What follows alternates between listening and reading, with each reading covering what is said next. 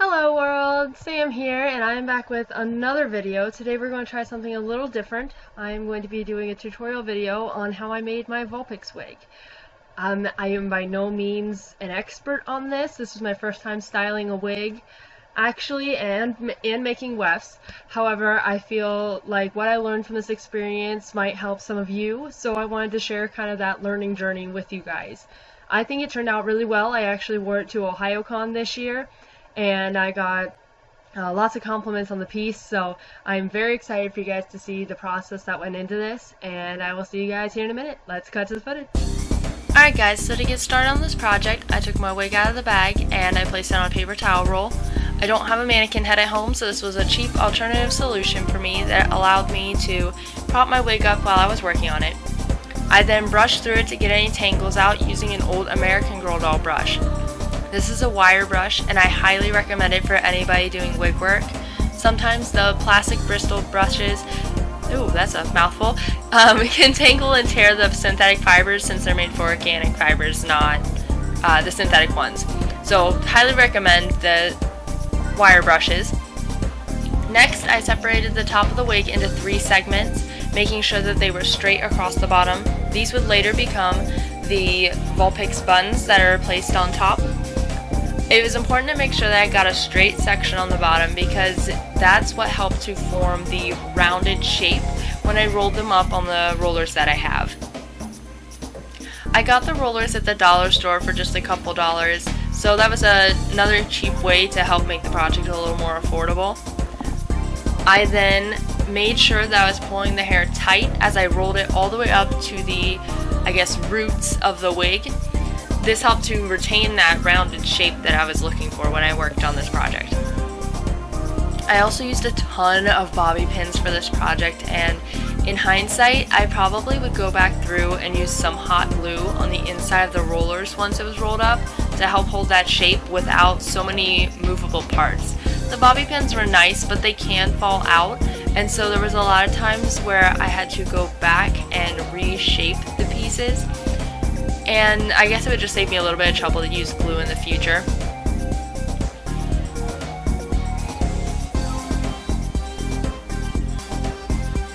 Also, bear with me guys, I realize that the footage is a little bit jumpy. This was my first time working on a time lapse, but this footage was recorded over several weeks, and so I figured you guys didn't want to sit through all of that, so I tried my hand in a time lapse for the first time, and I think it's pretty good, but it could definitely use a little bit of work. Like I said, I did this project over several weeks, as you may have gathered from the different outfits I'm wearing in my footage. This was not something that I could have done overnight, so if you are planning to do a very detailed styled wig like this for a convention, give yourself plenty of time. It's going to save you the stress, it's going to save you the money you'll spend because you're rushing and didn't do something right. Just give yourself plenty of time before you go to a convention or a showing. That way you can make a product that you are proud of in the end.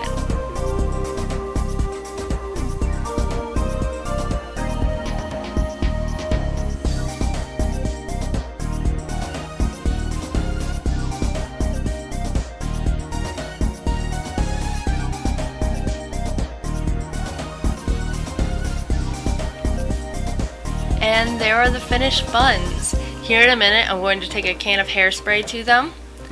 This helps to kind of solidify that shape a little bit more, and so it made them stiffer, which helped them hold that shape and give it that full volume that I was looking for.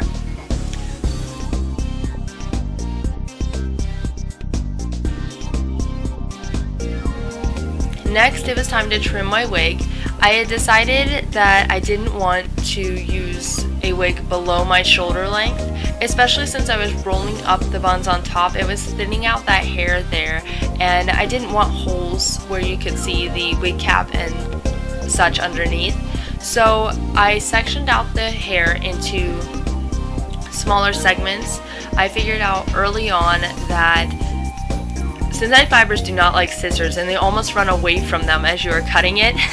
So smaller segments helped, and I taped the sections together as well, so that when I could cut along the tape, and it would help hold those pieces in place while I cut, so it was a smoother time for me. The tape also allowed me to hold the sections together so I could then use these smaller segments to make wefts that would help fill out underneath the buns. Looking back in hindsight again, I would probably have added a little bit of super glue to the ends as soon as I had cut them off, because I did have a few sections that fell apart, and once they did, it was near impossible to get them back together. You couldn't get that well combined shape really for anything. I ended up just having to get the vacuum out and sweep up a few of these. So that's what I would have done in hindsight. It also helped to kind of get an appreciation for the money that you could spend to buy wefts.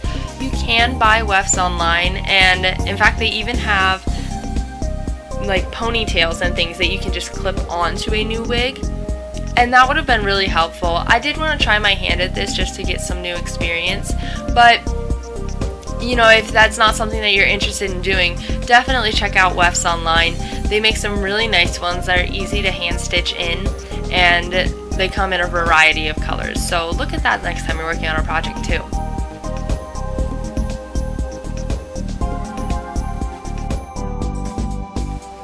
Now, I didn't mention it before, but you might see that I fold the hair in half before I place the tape to cut it. I use this as an easy way of measuring how long my hair lengths would be. I didn't want to get a ruler or measuring tape out to look for exact measurements, especially since that part didn't really matter to me. I wasn't trying to make a bob that hit right at my chin. I just needed something a little shorter than what I had before. So if you can find shortcuts like this that work for you, that's awesome.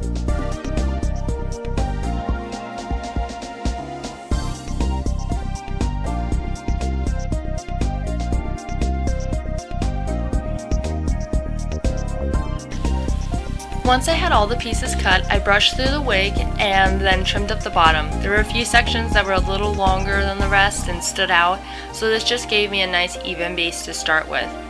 I would have to go back in later and do this several times, especially at the very end. I had all my wefts stitched in and then found that I had a couple layers that did not match up with the rest of the bottom of the wig. So it's a work in progress, and it's a lot of trial and error, especially when you're doing this for the first time. And now it's time to make the wefts. I put a little bit of super glue down around the tape in order to help hold the fibers in place while I stitched across. Now, this wasn't necessarily the best thing I could have done. Sometimes the glue came up too high and it made it hard to stitch across, whether with the machine or hand stitching. But it's a work in progress, and I came out with some pretty decent looking wefts. Next, I pulled up the hair on my wig and found straight segments where I could stitch in my new wefts. I had to trim a lot of them down, again because of the glue or because the tape came up too high, and so it would push up the hair in ways I didn't want. It's a very trial and error process in order to learn how to do this, and I think I learned a lot through the experience. Going back, I would be a lot pickier with my glue because it ended up causing a lot of problems. It made it hard to kind of bend the wefts to fit within the wig so that they arched with the wig cap. But I'm sure that there are other ways that you could do this, and if you know any of those, feel free to comment down below and let me know so I can try them in the future. This hand stitching process took forever, and that's not just with the difficulty the glue gave me, but also with how hard it is to see what you're doing. When you're holding the weft in front of the netting, it's really difficult to see the holes you're trying to go through, and trying to push up against the wefts at an angle like that is not easy. So once again, I would recommend that you give yourself plenty of time if you're going to be styling a wig for a convention.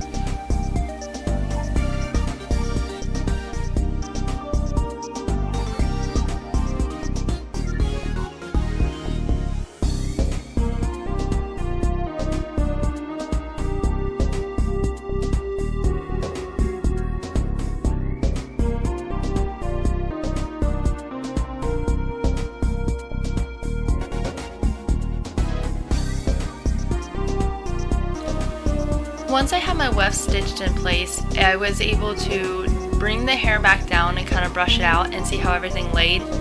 I would have to do this several times over this process just to fidget with things and readjust. Some of the wefts needed trimmed down, some of them needed completely unstitched and restitched lower. So it was quite a long process, but it was very satisfying once I could see that the fibers were laying how I wanted and I got this nice full look at the back of my wig. When you're working on this, get yourself some of those salon clips as well, because it helped me to hold the hair out of the way where I needed while I was working without leaving crimps or anything in the wigs. They were definitely an overlooked asset in this project that I recommend to anybody who is working with wigs. Right now is also a great example of a straight weft for those who weren't sure what I was talking about before. There are those sections between the wefts that are just netting, and that's where I was stitching in these new wefts. It gave me plenty of space to work with where I could fit the needle through and really make sure that the wefts were tightly sewn on. I had considered trying to sew them on the same lines as some of the other wefts, but they were really just too big and bulky for that kind of endeavor right now. So maybe as I learn a little bit more, we could try something new like that.